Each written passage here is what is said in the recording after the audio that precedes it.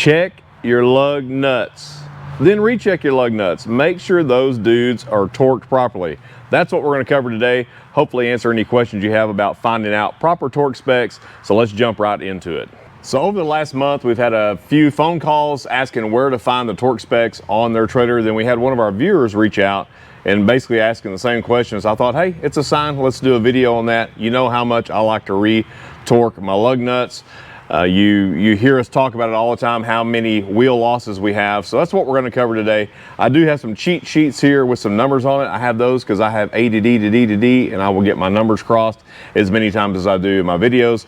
But hopefully today, I'll be able to give you some direction, answer any questions, and if I can't answer it for your specific trailer, hopefully show you which way to go to find that, whether that be on the internet or going through a manufacturer. So the first thing you need to know, it really is two things that determine what the proper torque spec is. Actually, three things. So the first one is going to be the stud. This is a 1/2-inch stud. Very common. This is used in 3,500 pound axles all the way up to 7K axles. Probably even in some of your 2,200 pound axles. We don't do a lot of those here. So they go from this size in the trailer industry all the way up to this big bad boy, 22 millimeter. Most of you are not going to have this. This will be like for a 16K tandem dual application. So you need to know first and foremost what size stud you have, whether it be 1/2-inch, 9/16, it could be an older one, it could be a 7/16, and on. It goes up to 5/8 to a 22 millimeter. You need to know that first. Then you need to know the material that your wheel is made out of. And that's really the question that was asked. How do I know what the torque spec is between an aluminum wheel and a steel wheel?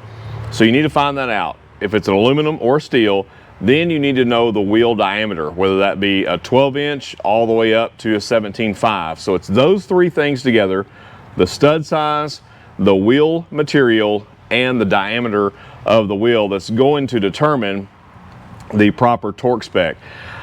I will tell you, a lot of trailers don't have it listed on there, the proper torque spec, and anymore it's really hard to get an owner's manual, and a lot of us don't read the owner's manual when we get them. But we do have some manufacturers now that are going to give you a little card that's going to have a QR code. This one is from Lippert. You will find this from Dexter, which is your two leading manufacturers in the axle industry. It will give you a breakdown of what size axle. I don't know if you can see that through the plastic or not. But if you have this, if you bought the trailer new, this is a very important tool because you click on that QR code for your axle size and it's going to give you the proper torque spec. If you already have an existing trailer, if it's a name brand, you can go to those websites, all your leading manufacturers, and there's a lot of them. You can go to the website, they're going to have some resources on there to help you find the torque spec for that vehicle. What I'm going to give you today is really the general torque spec, and it's honestly going to cover pretty much anything that's on the road. A lot of the torque specs will overlap one another. You can use them whether it be a steel wheel or you can use it whether it be an aluminum wheel. So I'm going to give you those numbers just in case you're maybe not sure of the manufacturer of the axle or the trailer. You're maybe not the original owner, or you've owned it a long time and you don't have your handy dandy owner's manual. Another way you could do it, if you wanted to just be very, very thorough, is find out the manufacturer of the axle. You would likely have to crawl underneath the trailer and see if you could get something off of there, unless it's stamped maybe on the drum, and then you could go to that manufacturer's website. There are several manufacturers out there in days past that are no longer in existence, but you can still find some of their literature that's still available on the old interwebs. So you just have to do a little homework. There's really no easy answer other than I'm going to give you some torque specs that will relate to most of these wheels, whether they're steel or aluminum, for your everyday guy or gal that's pulling, that's going to be from like a 12-inch axle all the way, or a 12-inch wheel all the way up to a 16-inch wheel, from like a 2,200 pound application up to even an 8K application. And you'll have those numbers. We'll try to leave a link in the description that's going to give you a chart on that if I can find a good one. If not, I'll just put it in the description somewhere on how you can go and find it yourself if I can't find a good printout. Those are getting a little harder to acquire and to reprint.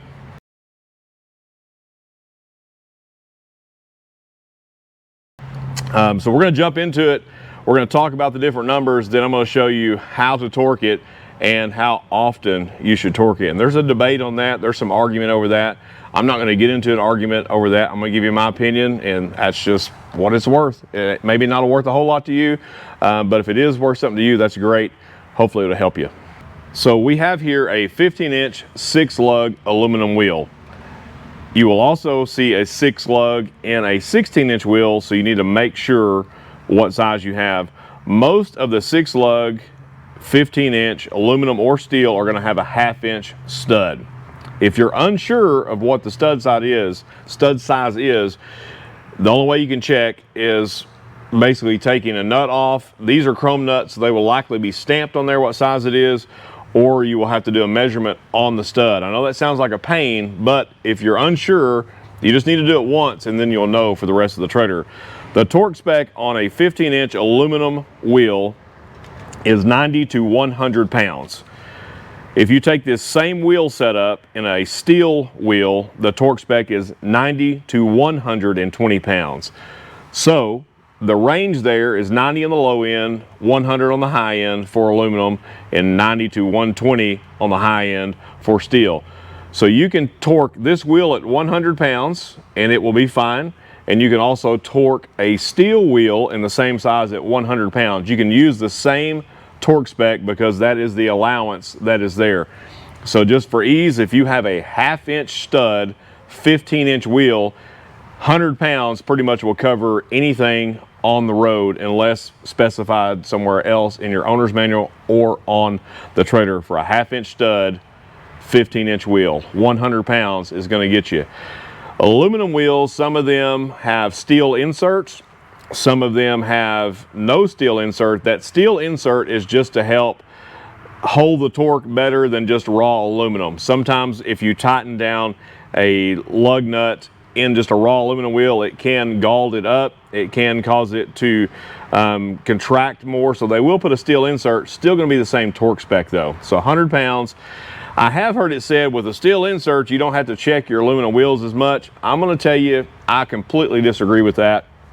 You need to recheck them, especially if you've had the wheel off and recently put on, whether that be a flat or new wheels or whatever have you. Maybe you got new tires, and we'll cover that here shortly. So whether it's steel insert or not, I'm going to say check them the same amount. Don't shortcut it.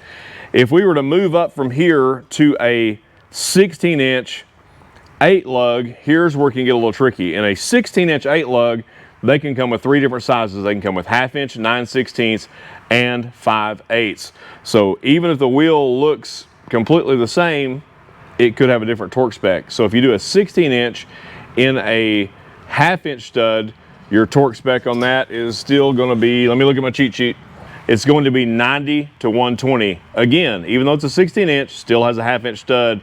So 100 pounds to 120, you're going to be fine. You'll be in that same range. If you do it 100, you're going to be the same as the 15. If you bump up to the 9/16 stud, that's where it's going to change. You're going to go from 140 to 175 for a steel wheel in an 8-lug or a 6-lug 16-inch with a 9/16 wheel stud. So 140 to 175 or 140 to 170. So now let's look at aluminum wheel to see if it's different. So if you do a 9/16 stud in a 16-inch aluminum, most of those are going to call for a 120 to 140. So it is lower, and that is a great rule of thumb. Your aluminum wheel is going to be usually a lower torque. So the high end on the aluminum is 140. The low end on the steel is 140. So technically you could torque those both exactly the same. That's a choice that you can make. We're going to hit them at 140, steel or aluminum on there, and just recheck them as you go. So a lot of those numbers overlap. And again, like when you start searching the interweb, you're going to find a bunch of different, depending on the manufacturer of trailer, depending on the manufacturer of axle and wheel, you're going to find a lot of different information. But if you pay attention to it, most of it overlaps, is what they have that allowance in there.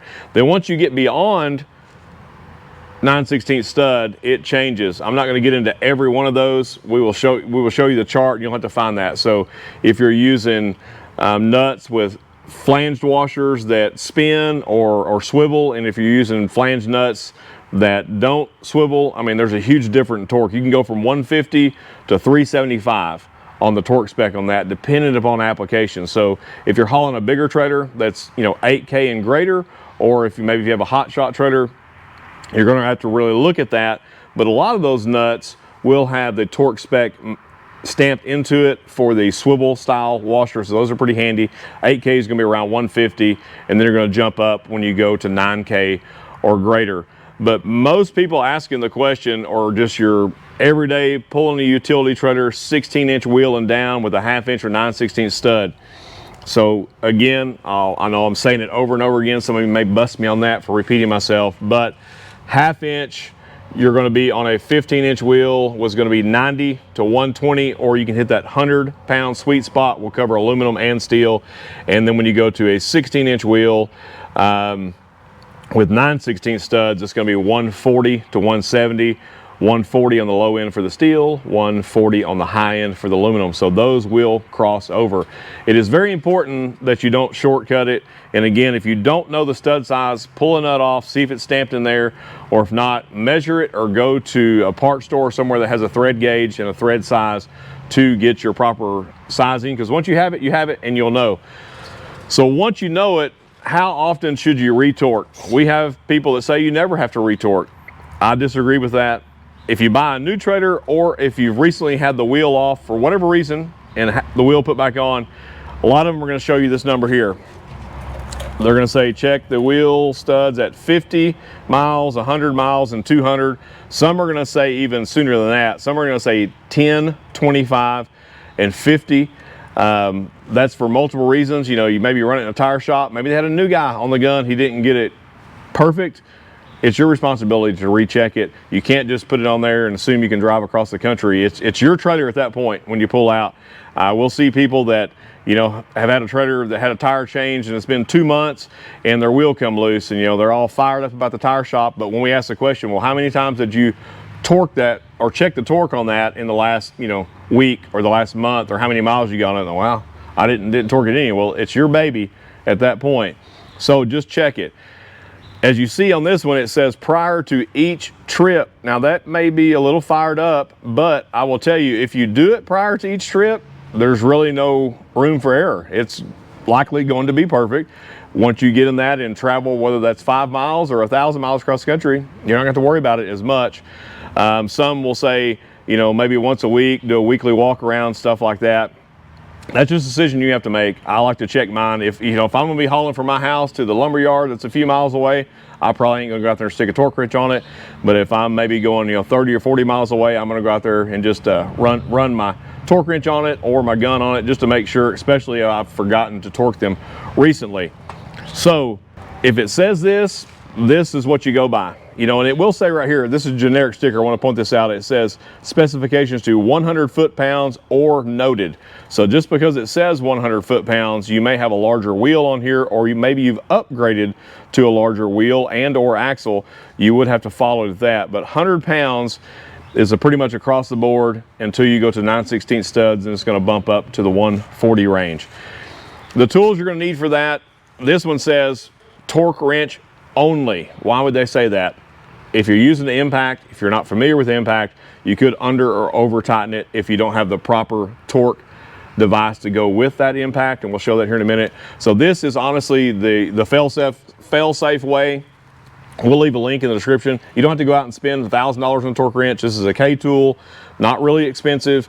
If you can find one, I had a hard time finding them, so I left a link to one that's still, a known brand name that's more affordable that you can get that will do you a great job. The other device you can use is a torque stick. You can buy these, like this is a 120. You can buy these specifically for the pound, or you can buy them in a set. We'll leave some links on that as well. And you utilize that with a socket and the impact of your choice, whether it be electric, air, corded. And then we'll leave a link to these sockets. These are a very inexpensive socket. This has the plastic sleeve on it, so if you're using an aluminum wheel, this just keep you from scratching up or galding the wheel. We keep these if we're not using it for aluminum. The thing I like about these is they surprisingly hold up very well, and they're very affordable. So we'll leave the link to this actual brand that we use. I mean, I have a drawer full of them because we use these a lot. I don't know how many lug nuts we tighten a day, but there's days it's a lot. We may get in 15 new trailers that have 32 lug nuts per trailer, so there's a lot going on there. So whether or not you use this or this, you just have to check it. I am a fan of this. This is not hard to carry around. You don't ever have to worry about the battery being charged or something to plug into. You can leave your socket on it for your setup. And if you stop to take a break, just get out and check them, because you never know. So once you have the proper torque spec and the proper tool to perform the torque application, you have to know the sequence. So whether it's 5 lug, 6 lug, or 8 lug, it's going to be a different sequence. So when you go to put this socket on with your torque wrench, it's not going to be just all the way around. If it's a 6 lug, it's going to be a pattern that torques it. If it's going to be an 8 lug, it's going to be a different pattern. 5 lug, a different pattern as well. We will leave a chart on there that will show the 3 different patterns, or if you have the QR code or your owner's manual, it should show you there as well for 5 lugs, 6 lug, and 8 lugs. It's very important to do it that way. That way it gets torqued on properly. And also it's going to show you beginning torque, mid torque, and end torque. So you're going to start out low, you're going to hit it at the middle, then you're going to top it off for a final torque. A lot of people skip that process. I'm going to say do that. It's going to give you the best torque.